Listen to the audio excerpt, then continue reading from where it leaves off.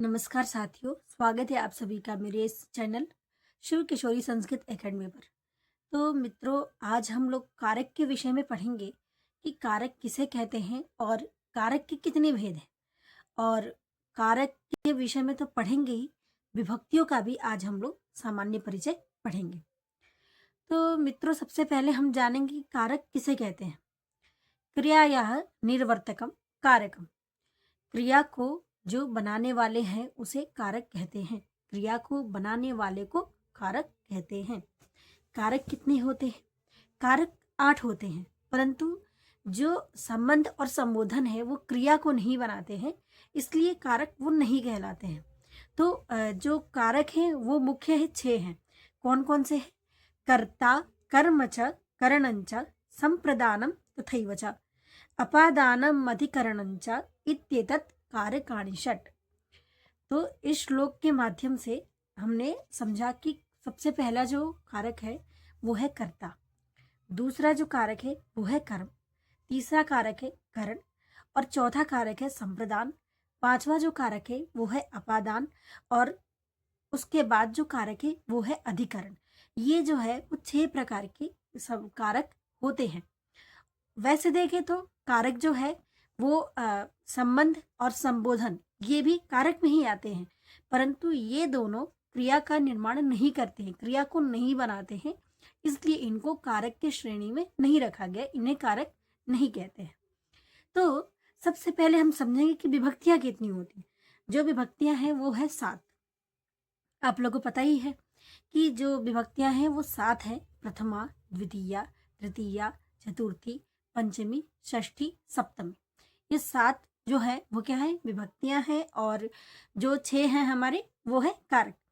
तो कारक के चिन्ह भी हम लोग आज उनके विषय में भी चर्चा करेंगे। तो जो कारक है उनका क्रमशः चिन्ह जो है, चिन्ह मतलब उनका पहचान, चिन्ह का मतलब होता है पहचान। तो उनका जो पहचान है उसके विषय में हम लोग पढ़ेंगे। तो जो कर्ता कारक है उसमें प्रथमा विभक्ति होती है और कर्ता कारक का जो पहचान है वो है ने। कर्ता ने, कर्म को, करण से, के द्वारा, संप्रदान के लिए और अपादान से अलग होने के विषय में। जो अपादान है वो अलग होने के विषय में से, जैसे कि वृक्ष से पत्ते गिरते हैं, महल से बच्चा गिरता है, तो अलग होने के भाव में अपादान कारक होगा और अपादान कारक में पंचमी विभक्ति होगी। तो जैसे जो कर्ता कारक है उसमें प्रथमा विभक्ति होगी और उसका पहचान होगा ने। जो कर्म कारक होगा उसका पहचान है को और उसमें होगी द्वितीय विभक्ति। जो करण कारक है उसमें होगी तृतीय विभक्ति और उसके पहचान है से, के द्वारा। और चतुर्थी जो संप्रदान कारक है उसमें होगा चतुर्थी विभक्ति और उसका जो चिन्ह है वो है के लिए। जैसे बालक के लिए भोजन लाओ, तो के लिए ये है संप्रदान कारक का पहचान और इसमें विभक्ति होगी चतुर्थी। उसके बाद आगे बढ़ते हैं तो पंचमी, जैसे कि अभी हम लोग पढ़े कि पंचमी में कौन सा कारक होगा? अपादान कारक होगा और उसका जो चिन्ह है वो है से अलग होने के भाव में। ठीक है, अब आगे बढ़ते हैं। जो संबंध कारक है उसका जो चिन्ह है, पहचान है वो है का, के, की। और संबंध कारक में कौन सी विभक्ति होगी? षष्ठी विभक्ति होगी। और जो अधिकरण कारक है उसमें कौन सी विभक्ति होगी? सप्तमी विभक्ति होगी और उसका जो चिन्ह है वो है में, पे, पर। ठीक है। और संबोधन जो है, संबोधन में जो विभक्ति होती है वो होती है प्रथमा। ठीक है। जैसे कर्ता कारक में भी प्रथमा विभक्ति होगी और संबोधन में भी प्रथमा विभक्ति ही होती है। तो सबसे पहले हम लोग देखेंगे कि प्रथमा विभक्ति किसमें किसमें होती है। तो अष्टाध्यायी का एक महर्षि पाणिनि जी का सूत्र है, प्रातिपदिकार्थ लिंग परिमाण वचन मात्रे प्रथमा। ठीक है, कर्ता में तो प्रथमा विभक्ति होती है, परंतु और किसमें प्रथमा विभक्ति होती है? तो वहां पे कहते हैं कि प्रातिपदिकार्थ लिंग परिमाण वचन मात्रे प्रथमा। मतलब प्रातिपदिकार्थ मात्र में, लिंग मात्र में, परिमाण मात्र में, वचन मात्र में प्रथमा विभक्ति होती है। ठीक है। तो प्रातिपदिकार्थ मात्र में, ठीक है, और प्रातिपदिकार्थ लिंग परिमाण, लिंग मात्र में, दूसरा है लिंग मात्र में, लिंग परिमाण, परिमाण मात्र। परिमाण का अर्थ होता है मापन, यहाँ पे मापन का अर्थ लिया गया है। तो परिमाण, परिमाण मात्र, वचन मात्र प्रथमा और वचन मात्र में, एक वचन, द्विवचन, बहुवचन इत्यादि। तो ये बोलते हैं कि प्रातिपदिकार्थ मात्र में, लिंग मात्र में, परिमाण मात्र में और वचन मात्र में, इनमें प्रथमा विभक्ति होगी। तो प्रातिपदिकार्थ मात्र का जो उदाहरण होगा वो क्या होगा? रामः। ठीक है, राम प्रातिपदिक से विभक्ति करते हैं तो इसमें होगी प्रथमा विभक्ति। राम प्रातिपदिक से प्रथमा विभक्ति होगी तो क्या बनेगा? रामः।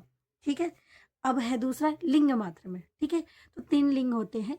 ठीक है, पुल्लिंग, स्त्रीलिंग और नपुंसक लिंग। तो इसका जो उदाहरण बनेगा वो है तटः, तटी और तटप, स्त्रीलिंग, पुल्लिंग और नपुंसक लिंग में। उसके बाद है परिमाण मात्र में। तो परिमाण मात्र में उसका उदाहरण होगा द्रोणो व्रीहि। ठीक है, और है वचन मात्र, एकः, द्वौ इत्यादि, इनमें क्या होगी? प्रथमा विभक्ति होगी। ये पहला सूत्र। उसके बाद अष्टाध्यायी में ही एक सूत्र आता है संबोधनेच। ठीक है, अभी कर्ता में प्रथमा विभक्ति हो रही है, इसलिए हम लोग ये समझ रहे हैं कि प्रथमा विभक्ति और किस किस में होगी। ठीक है, तो पहला सूत्र कौन सा है? प्रातिपदिकार्थ, लिंग, परिमाण, वचन मात्र, प्रथमा, इन अर्थों में प्रथमा विभक्ति होगी। ठीक है, अस्तु। दूसरा जो सूत्र है वो है संबोधनेच। ठीक है, वो कहता है कि संबोधन के अर्थ में भी प्रथमा विभक्ति होती है। संबोधन में भी, संबोधन का संबोधन में प्रथमा विभक्ति होती है। ठीक है, क्योंकि अधिकरण में हो रही है सप्तमी। ठीक है, अगर जो नवीन पाठक हैं, जो अभी कारक के विषय में जो ज्यादा नहीं जानते हैं, जो कारक पढ़ रहे हैं या पढ़ते होंगे, तो सप्तमी के बाद वो अष्टमी पे ना आ जाए, इसलिए संबोधन में पहले ही उन्होंने एक सूत्र से विधान कर दिया कि नहीं जी, संबोधन में कौन सी विभक्ति होगी? प्रथमा विभक्ति होगी। इसीलिए उस रूप बनता है हे राम। ठीक है, तो हे कन्या, हे कन्ये, हे कन्या, ऐसे तो प्रथमा विभक्ति होगी। ठीक है, संबोधन में प्रथमा विभक्ति होती है। तो ये 2 सूत्र हो गए। आज जो किए हम लोग वो है कर्ता कारक। ठीक है, कल से हम लोग और अच्छे से कर्म कारक, कर्ण कारक इत्यादि के विषय में भी समझेंगे। आज के लिए बस इतना ही। मिलते हैं एक नए वीडियो के साथ। तब तक के लिए धन्यवाद, नमस्ते। आप लोग को अगर अच्छा लगे तो मेरे चैनल को सब्सक्राइब जरूर करिएगा।